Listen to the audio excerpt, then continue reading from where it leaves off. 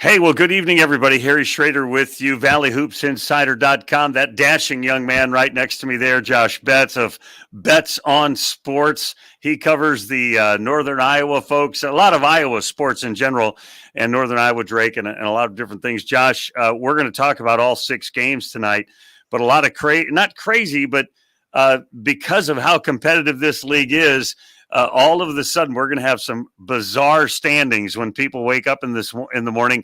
But first, just thanks for joining me tonight, and tell people a little bit about you, about your website. Oh, thanks, Harry. Always great to join you, as always. So, operate my own small independent operation, podcast, social media updates during games. And I do have a website that I'm doing some work on at the moment, but yeah, just as you know, I've covered the Valley for a long time. I love the league, and just as you mentioned, some interesting standings here after play tonight, and we're headed for we're 30 days away tomorrow from what I think could be one of the best Arch Madness tournaments as a whole that the Valley has ever seen. And Harry, sorry to interrupt, headed to overtime in Des Moines. Bowen Born hits a 3 to tie it at 64. Of course he did. Yeah, I was just looking down at the scores, 64-61, and Drake had taken a timeout. I thought, well, you got to foul when you're up 3. I guess they didn't. And I guess Mr. Bourne hit it. We'll get to that game in just a minute. Earlier tonight, this is the late game, the Drake Northern Iowa game. It was started at 8 o'clock Central. All the rest of them started at 7 o'clock Central. And as you good Missouri Valley fans know, coming into the night, 8 teams separated by 2 games in the top 2 spots, or top 3 spots, really. And because of tonight's games, the standings are going to be wildly different. Let's take care of the easy one. Overtime game, Illinois State wins against UIC. UIC, I think, has lost, I'm going to make this number up, like 8 or 9 games and in a row. And I want to say 6 of them, wait, I have the notes laying around here somewhere. Something like 6 of them have been by less than 10, and this is their second one in overtime. They lose at 68-62 tonight. Darius Burford comes back in the lineup for the Illinois State squad. He gets 18. He's their leading scorer. He missed their game Sunday when they beat Southern Illinois. And so Illinois State making a little bit of a run here lately, getting a couple wins in a row. UIC still struggling. They were 8-3 in the non-conference and just cannot get over the hump in their first season in the Missouri Valley Conference. I know you and I both think Luke Yaklich is going to do a good job there, but they're really struggling. Oh, no question. Coach Yaklich will do a great job, as you said, Harry. I think, and I think this would apply. You could apply this, I think, to the 3 new teams that joined the league this season: UIC, Belmont, and Murray State. In the case of UIC, recruiting to the Valley is different than the Horizon League. And in the case of Belmont and Murray State, recruiting to the MVC is different than the OVC. But you mentioned UIC's been right there in the last couple games. Trey Anderson, 29 points tonight for UIC. That's the second most in his career. 29 tonight. Had 27 January 21st in a home game against UNI. He's been obviously a key piece to what UIC has done this season. And yeah, UIC has struggled. The conference record, I'm sure doesn't look as great as they would like. But I would also say, and I would guess you would agree, a bit of a deceiving record in that a lot of their conference losses have been close. And tonight's no different with a 6-point loss at Illinois State. Yeah, overtime. This is their second overtime loss in that little streak that they're going. Another overtime game. Actually, we're going to end up with 3 overtime games tonight. Missouri State went into overtime, beat Valparaiso 76-67, beat them 11-2 in the overtime. And I'll just mention this. All of a sudden, Missouri State, they they've been kind of win one, lose one, but now a couple in a row and trying to become a force in the league. And I've said this a couple times. This is just so funny to me. Dana Ford has been working hard at trying to figure out what his lineup is. And a week ago, Monday, in the Monday morning press conference that the Valley hosts, it's a Zoom thing, I asked Dana Ford a little bit about Donovan Clay, and he said, boy, part of the point of getting Donovan going is I think we have to get Alston Mason going to take some of the pressure off of Donovan. He hadn't started Alston Mason in several games. Started him 2 games last week, averaged 20.5 last week. Tonight, he gets 27 in their win, and the Bears knock off Valpo. Cricky gets 19-7 for the Beacons. They had won 4 out of 5 coming into this one, and now they lose one, but it's an overtime on the road. The Beacons are better than they were, and they're going to be battling Illinois State, for 8th, 9th place or whatever. If one of them can get hot, maybe they can get out of that spot. But we'll talk about Arch Madness in a minute, because some of those standings don't mean as much as they used to. They mean a lot more at the top and a little less at the bottom anymore. They're in overtime. Drake and Northern Iowa. We won't get into that, but Drake has taken the early lead 69-66. Josh, Belmont and Murray State get at it tonight. Second time they've met this year. Those fierce rivals, 10 years in the OVC and now in the Missouri Valley Conference. Belmont won the first one by 15 tonight. They lose by 1. I'm telling you, #Valley Chaos. It is Valley Chaos every night. Ben Shepard gets 35. Brian Moore gets 25 for Murray State. Josh, that's a great rivalry, and it's so fun to have those two teams scooped into the Valley. Oh, no question. And I had watched some of those previous Belmont and Murray State games during their time in the OVC. In fact, I believe there was one Arch Madness semifinal Saturday a couple of years ago where I was sitting next to you, and you may have had that up on your laptop, as I recall as well. But yeah, certainly a longtime storied rivalry, and goodness, that game delivered again tonight. You mentioned Brian Moore Jr. for Murray State, 25 points. That's a new career high. And you look at the Kenny White Jr. situation for Murray. When his trouble with the law happened, that next game right after that for Missouri State, I'm drawing a blank who that was against, but that was a rather decisive loss in that game, as I recall. And I myself kind of wondered after that game, given Kenny White Jr.'s legal troubles, and given that probably meant he wouldn't see the court for a while. And as great of a player and as big of a contributor as Kenny White Jr. was, I did have some questions as to who would step up in his absence and shoulder some of the load. And Brian Moore Jr. has done just that. And I think Moore Jr.'s performances the last few games really gets to a more overarching point, Harry. And to me, something that hasn't been talked about near enough this year, the freshman talent in this league. We think of the Valley often as a league that's all about guard play and all about veteran players. The freshmen in this league this year, all around the league, just an outstanding, deep freshman group. There is a good group of freshmen, if I could speak. By the way, Drake in front by 4, 72-68, 2:19 left in overtime. Just keeping you up to speed on that. So Murray State beats Belmont. Belmont was tied for first, as you folks know. Now they lose a game, 83-82. Murray steps up and moves up the ladder a bit. They're now 8-5. Belmont falls to 9-4.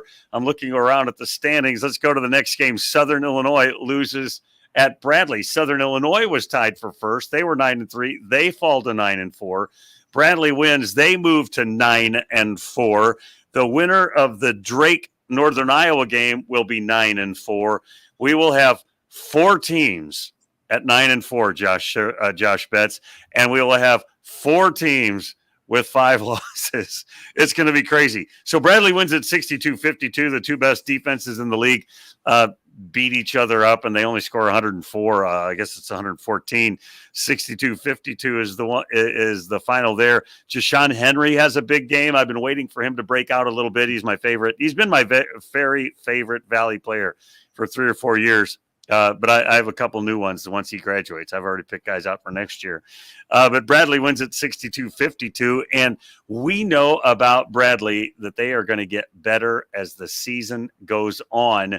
They're now 9-4, 16-8 in the league. By the way, the best net ranking in the league belongs to the Bradley Braves. This was a chance for Southern Illinois to get a quad 2 win. And that was a quad 2 win for Bradley. Not like we think any of these teams are going to muster up a good enough net to go. But Bradley is starting to put a couple of games in a row together. And so look out for the Bradley Braves. I still think Harry Bradley might be the deepest, most complete team. You mentioned Jashawn Henry. Rink Mast, arguably one of the best, if not perhaps the most well-rounded center in the league. We know what Ville Tavanainen can do from 3. Darius Hanna, kind of Bradley's spark plug off the bench. And then you have Zeke Montgomery, Connor Hickman. When I think about Bradley, I think about depth in the starting lineup and depth off the bench.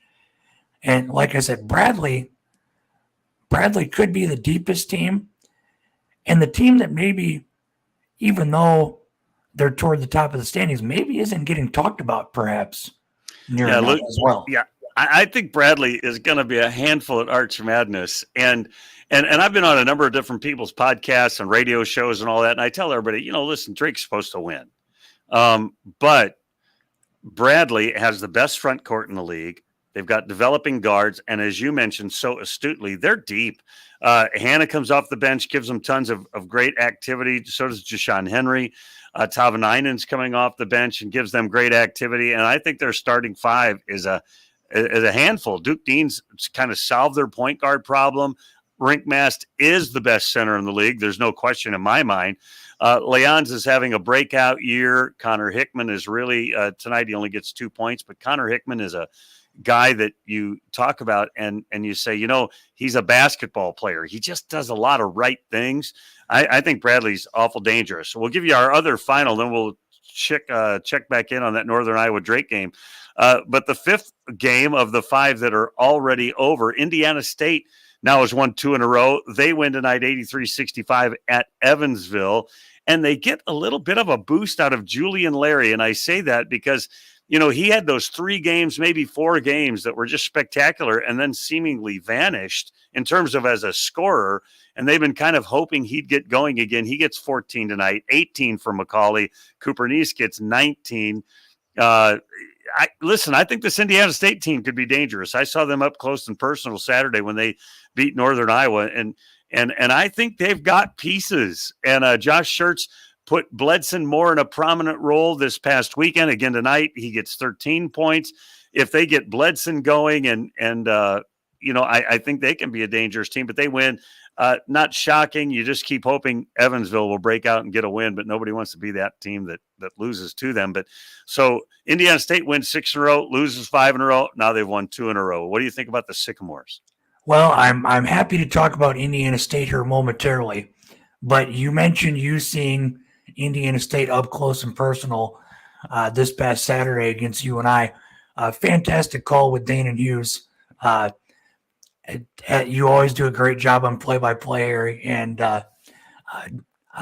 our friend Jack Watkins does a great job in making sure that you get a game or two throughout the season. But yeah, you mentioned the Indiana State win tonight. Cooper Neese, I believe, hit his 200th career 3 tonight as well. Indiana State is the Sycamores could be the Indiana State is probably one of the better teams that I think was undervalued a bit in the preseason poll, and in my mind is probably the team that could still very much surprise some people and finish toward the top and finish higher than they were picked in the preseason. I say that, Harry, because of the style Indiana State plays. Most teams, I would imagine, the first time that they see Indiana State and face them, it's an Indiana State team that, in talking to our mutual friend Kevin Lehman, Indiana State in practice and in games charts 3-point attempts and shots at the rim. Mm-hmm. They're not overly interested in taking 15-foot jumpers.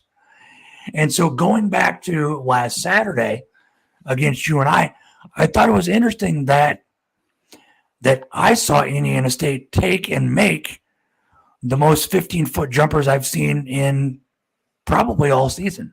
I'll tell you what happened is that they started knocking in threes, and so that made Northern Iowa change their defense a little bit. Sure. Xavier Bledson is not on the scouting report for hitting threes. He hit 3 or 4 of them Saturday. Zach Hobbs is a 3-point shooter, but he hasn't been playing much. He came off the bench and hit 4 3-pointers. And so all of a sudden, Northern's got to adjust their defense. And now all of a sudden, Indiana State's able to drive and get some of those mid-range jumpers. We should tell you there's 2 seconds left. And it looks like Drake's going to win in overtime. They're leading 74-71, and Bourne missed a jumper, and it looks like Drake's going to win that game. So we'll talk about that in just a second. Just want to keep you guys up to date that are watching us and caring about that game. So let's just say Drake wins, and they have the ball with 2 seconds left.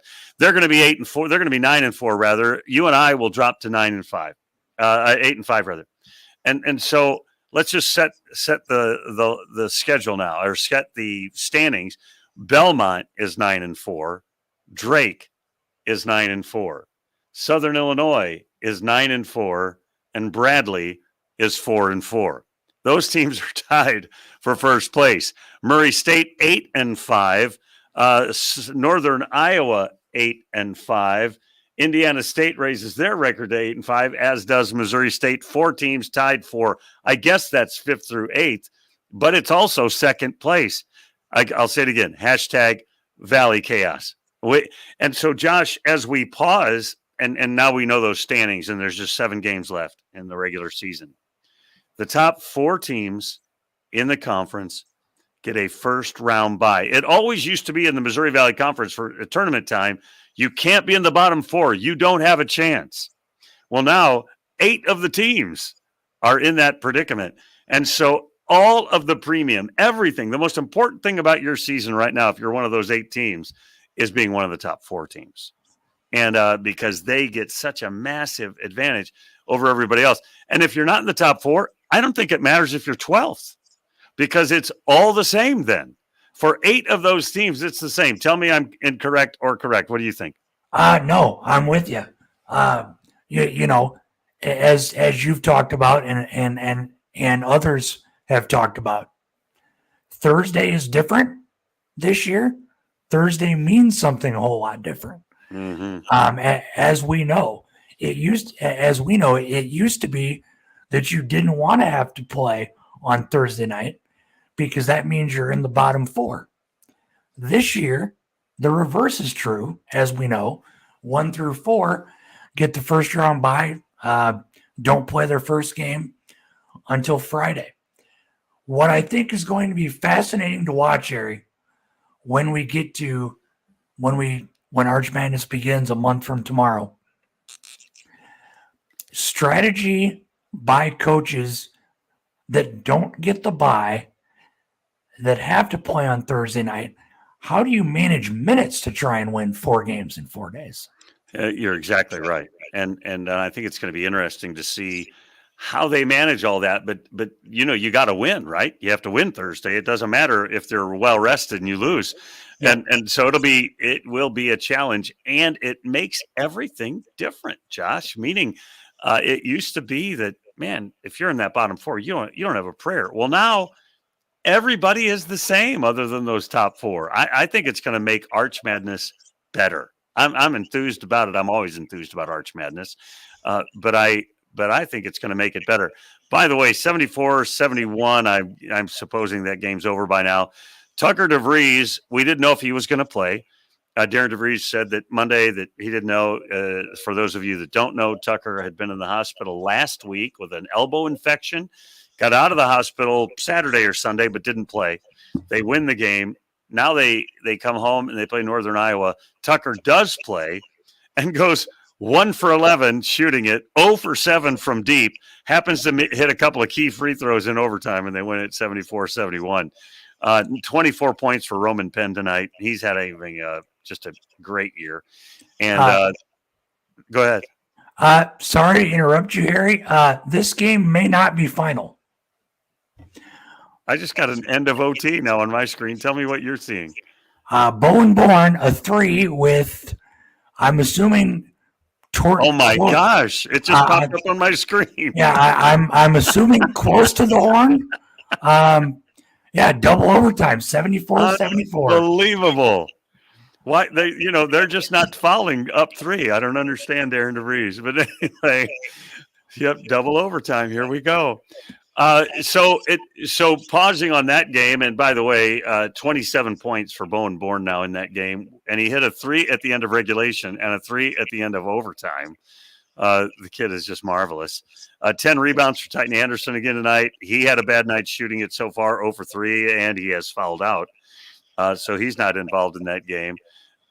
And so the league's leading rebounder does get his 10 points and 10 rebounds, but only scores 2 points. He struggled a little bit Saturday. I think he's struggling with a knee. I asked PJ Hogan about that Monday, and he said, everybody's got a little injury these days. But Titan looked a little gimpy to me at Indiana State on Saturday. But I mentioned 24 points for Roman Penn, 4 boards, 5 assists. He's been marvelous. Garrett Sturtz gets a double-double tonight with 10 points and 11 rebounds. DJ Wilkins with 12 points. And obviously most of those players will add to those totals because they still have another 5 minutes to play. Josh, I do want to ask you, I put out a story earlier today and mentioned some of the potential player of the year. I think there's about 5 or 6 guys that could be the player of the year. Tell me who your top several players are that you think are going to be the finalists for the Larry Bird Trophy. Oh my gosh. We got 7 games left. So, nothing's final yet. I just want to say that, but at this point of the season, usually you can size it up, but with 7 games left and everything up in the air for who's going to win what, I do think it's fun to prognosticate a little bit. You got to go out on a limb here, John. No, you're correct. So I think it's important to note, as your listeners know, I would imagine know, more often than not, when you talk about a Larry Bird Trophy winner, more often than not, that typically goes to the best player on the team who wins the league. Right. More often than not. So understanding that is the case, let me just pull the standings up here real quick. Well, everybody's tied. There's 8 teams that are tied, basically. The standings don't matter. Well, this is true. So just off the top of my head here, if Southern Illinois wins the league in that scenario, I think it has to be Marcus Damask. If it's Southern, Bradley, Rink Mast, I think would be in contention in that scenario.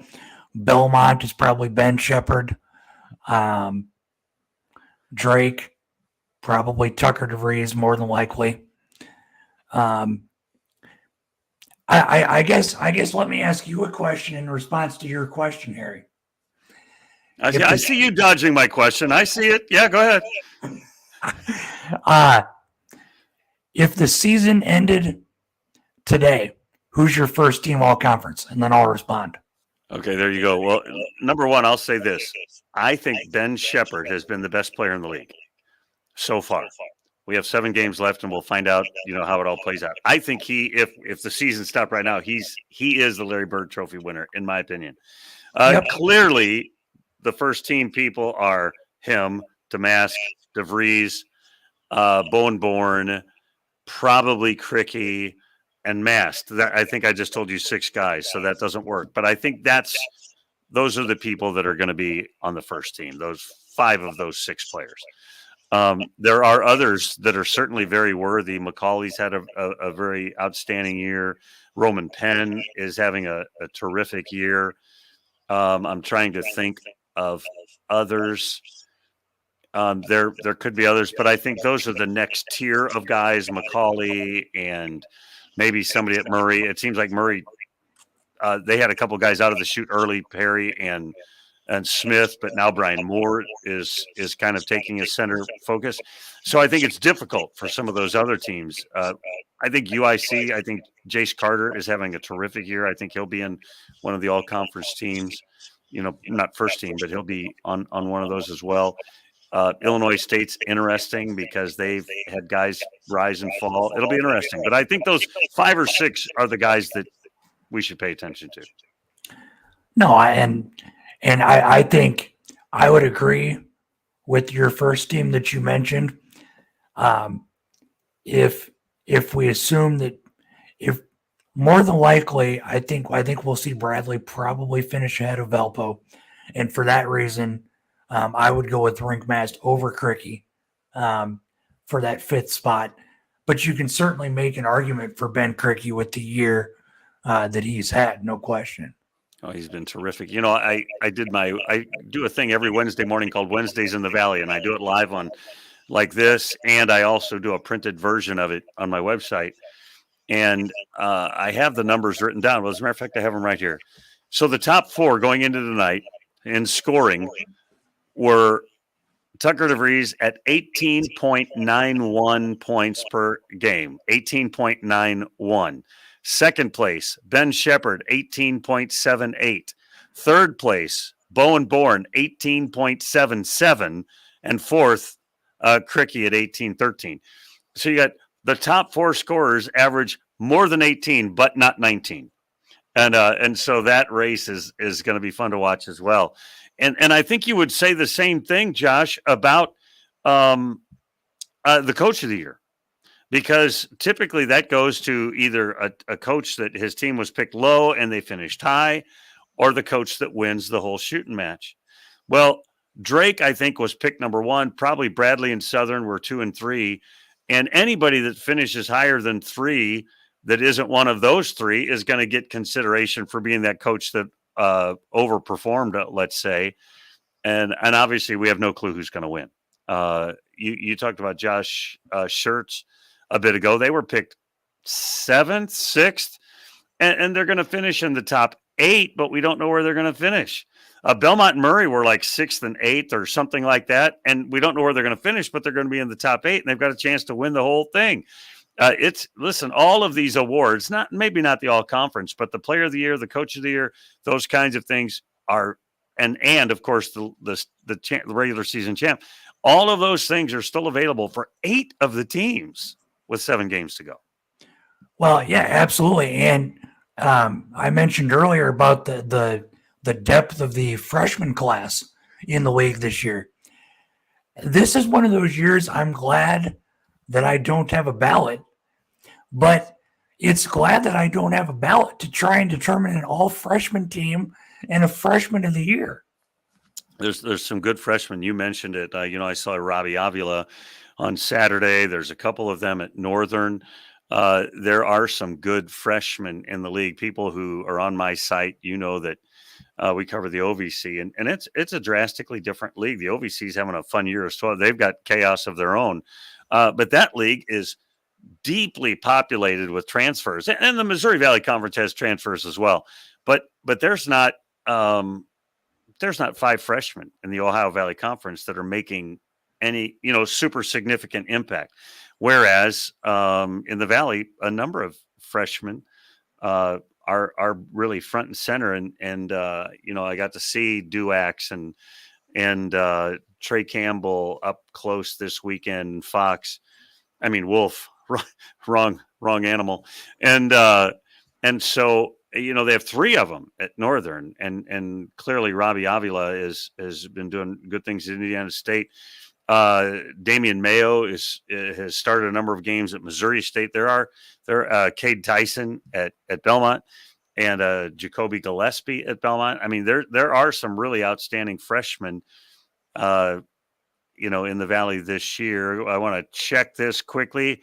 85-81, Drake in front by 4 with 44 seconds to go in the second overtime in Des Moines. And the Bulldogs 10-1 at home this year. And, man, Northern's giving them the business. And what a fun game to have been at. I should say this Saturday, 5 games on Saturday, 1 on Sunday.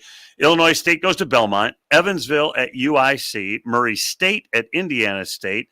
Big game there. That's a matchup of 2 teams in the hunt. Bradley at UNI, 2 more teams in the hunt. Drake at Valpo. And then on Sunday, another game between 2 teams in the hunt, Missouri State and Southern. Because they're so bunched, every night of games radically changes the standings, and it makes every night of Valley basketball a ton of fun. Well, and, I think certainly you'd like to think each year that the league race would be exciting down the stretch as the calendar turns to February. I don't remember a season in recent memory that on February 1st the standings are this tight. I can't remember one either, Josh. I'm going to go back and do some research. But you're totally right. I mean, there's a lot of times 3 or 4 teams really fighting, and maybe 2 or 3 more that, have a shot. But right now, 8 teams are separated by 1 game. 8. Well, and getting back to this UNI Drake game, 86-81 Drake, 9 seconds left in double overtime. But a couple of in particular standout performances going on in this game, Harry.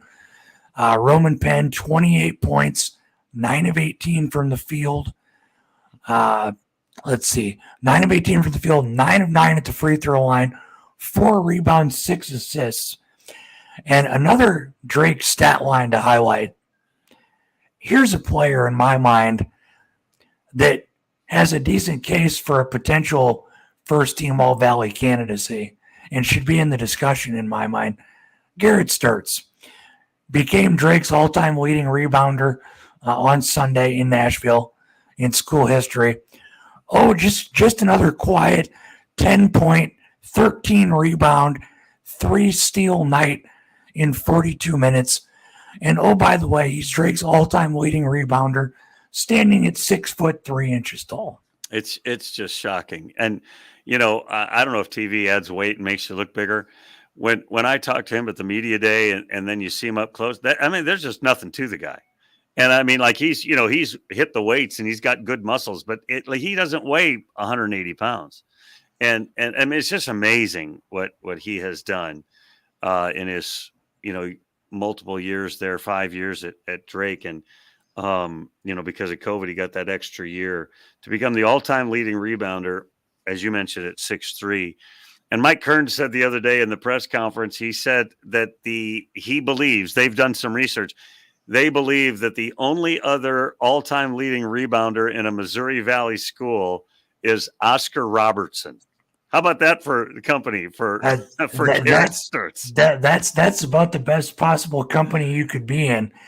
And it appears it has gone final, Harry, in Des Moines. Drake wins it 88-81 in double overtime. Just a tremendous game at the Knapp Center. 30 points for Bowen Bourne in the loss. I believe that's his second 30-point game of the season. Without looking at numbers in front of me, his other 30-point game that comes to mind off the top of my head was against Northern Illinois in November. I don't know that there was another one there, so I believe the second, maybe the third, but I'm fairly confident without having the stats in front of me. Second 30-point game of the season, I believe, for Bowen Bourne. And UNI and Drake, same 2 teams 2 weeks from tonight at the McLeod Center. And another interesting stat, Harry, on this game. The 2 meetings between UNI and Drake last season went to overtime. Tonight's game went to double overtime. So I'll be curious in 2 weeks in the second game between the two teams of the season. We'll see if 4 straight meetings in the series go to overtime. Amazing. Just amazing. 88-81 is the final. It is Bourne's second 30-point game. He had a 29-pointer earlier in the season as well. 10 for Betts, no relation. Michael Duax with 11, 13 for Trey Campbell. We mentioned Titan Anderson fouled out, had 10 rebounds, but only 2 points. Landon Wolf gets 15 tonight in the loss as well. Darnell Brody in double digits for Drake. DeVries ends up with 11. He managed to get a couple of buckets during the overtime periods. DJ Wilkins, 12 for Sturts, and 27 for Roman Penn. Listen, the last 7 games, the last 4.5 weeks are just going to be amazing. We talked about the schedule coming up this weekend. Let me just touch on it briefly, and then I'll let Josh go to bed. Illinois State at Belmont. This is all Saturday. Illinois State at Belmont. Evansville at UIC. Only one league win between the two of them, so somebody will get a win that they're desperately wanting out of those two. Murray State at Indiana State. Bradley at UNI. Drake at Valpo. Valpo's with the loss tonight, overtime loss tonight. They've won 4 of 6. And obviously one of the losses coming in overtime. Then Sunday afternoon in Little Egypt, Missouri State will be at Southern Illinois. I've crunched the numbers. I'll put out a story probably tomorrow or maybe Friday. With 7 games left, how do those games break down for the top 8 teams? And a couple of these teams, 6 of their 7 games are against the other teams that are in the hunt. And so it's going to be the schedule maker is also playing a role in who wins this conference. Well, and you mentioned the schedule makers, Harry. If you take a look at UNI's schedule the rest of the way, there's an argument to be made that that's the toughest remaining schedule. And just one other point, I think, on this UNI team that I intended to mention earlier and failed to do. A lot has been talked about the hand injury to Nate Heisey out for the season. We know about Austin Fife's medical situation. Probably don't see him back this season. And so this is a team that for Ben Jacobson, it's freshmen and redshirt freshmen in maybe slightly bigger roles than was envisioned at the beginning of the season. And as we know, Ben Jacobson always plays a tough non-conference schedule year in and year out. And as has happened before, some tough losses for this UNI team in the non-conference portion of the schedule. But I think if you would talk to UNI fans that interact with me on social media, I think by the same token, they all knew that some tough losses and maybe a tough road in the non-conference. History shows with Ben Jacobson, a tough non-conference record doesn't necessarily mean they're out of the conversation in conference play. And certainly we've seen that this year. Let's see, 8-5 now with the loss tonight, Harry, correct? Yep, exactly right. So, got out to the 8-3 start. A couple of losses now, and with the tough schedule that's ahead of them yet, one meeting with Bradley yet on Saturday, Belmont in Cedar Falls to close the regular season, at Missouri State, at Southern Illinois. I'm missing a couple of them there.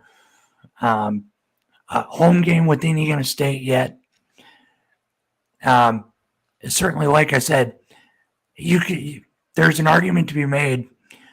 UNI, along with, I would say, Drake, the two teams that match up tonight in Des Moines, when you look at the way their remaining schedule breaks down, that has to be two of the toughest final 7-game stretches out there. And just as you've talked about, as we've talked about, Harry, I'm excited for these final 7 games. And can't wait to be sitting next to you a month from tomorrow inside Enterprise Center for what should be a historic tournament in more ways than one. I think it's going to be outstanding, and if only if I'm fortunate will you be sitting next to me. I just want to say it this way too: all 8 teams that are, and probably it's all 12 teams, but all 8 teams that are in the hunt, all play 4 at home and 3 on the road, or 3 at home and 4 on the road. Nobody has a big disparity there. Some of the teams do play almost exclusively other teams in the hunt.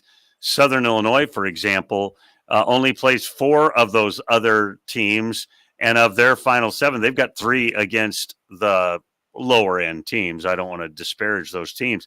So there are going to be some schedule differences in these final 7, and I'll have a story out for you on Friday about that. I've broken it down, just haven't written the story yet.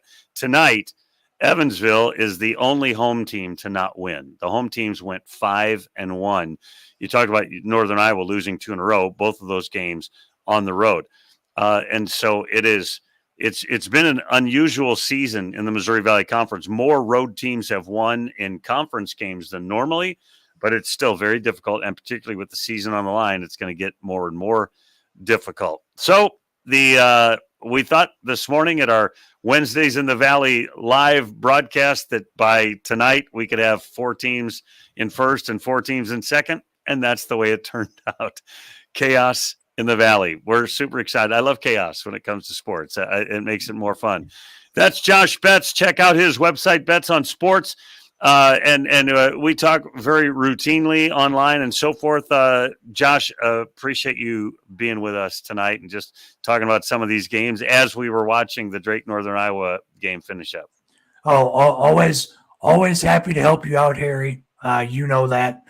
Certainly I'm grateful for when you've joined me to recap the games here throughout previous seasons. And let's do this again if your schedule allows before I see you and share press row with you at Enterprise Center. Well, listen, as long as there's chaos, I'll be up late at night. All right. That's Josh Betts. I'm Harry Schrader. You've been watching it on ValleyHoopsInsider.com, on Twitter and on YouTube. Feel free to like and subscribe if you're on YouTube, and, do all those other things that supposedly make me famous or rich. All right. That'll do it for me. That'll do it for Josh. Remember, since you've been there, make it a better place. We will see you again real soon.